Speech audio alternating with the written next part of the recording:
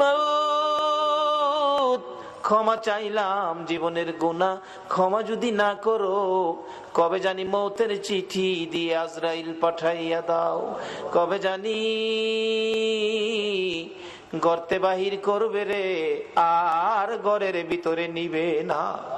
উঠানের কিনারে পর্দা টানাইয়া জীবনের শেষ গোসল করাবে রে।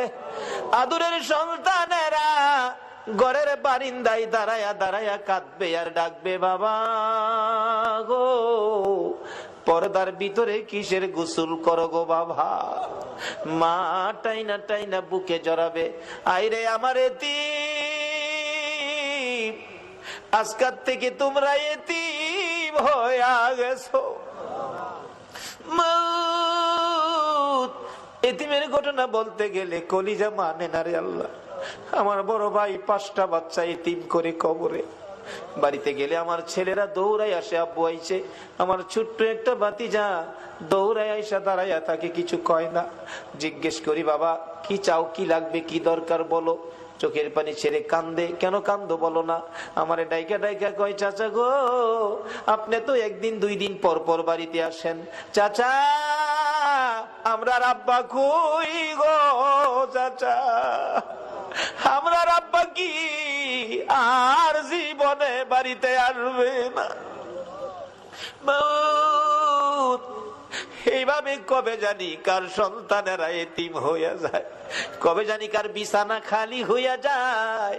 ওই দিন আসার আগে তোমার ঘর মসজিদের পক্ষ থেকে আয়োজিত মাহফিলে আমরা যারা হাত বাড়াইছি গো, ফিরাইও না, ঘুরাইও না, আমরা তুমি মাফ করে দাও। আল্লাহ জীবনের গুনাহ মাফের আসার দরখাস্তের পর আরেকটা দরখাস্ত করি, তুমি কিন্তু রাগ হইও না। আমি জানি না হাজার হাজার মানুষ এত রাত পর্যন্ত বসে হাত বাড়াইছে, টাকা চাইলে লোকেরা জায়গা, আজকে লোকগুলো গেল না, বসে রইল। আমি জানি না রে কার মনে জানি কি দুঃখের পাহাড়, কার মনে জানি ব্যথা। হুজুর আমরার মা নাই গো, মা নাই। কার মনে জানি ব্যথা, বাবা নাই গো, বাবা নাই। যেই বাবা মাথার গাম পাতাই ফালাইয়া রোজগার করে মানুষ করেছে গো, যেই বাবা জমি জামা সই সম্পদ জুড়াইয়া আজকে বাবা দুনিয়ায় নাই। হুজুর বাবা কত আদর করতো গো, শেষ বয়সেও বাবা বাজারে গেলে জগ ভর্তি দুধ কিনতো, 2 কান্দা 3 কান্দা কলা লইতো।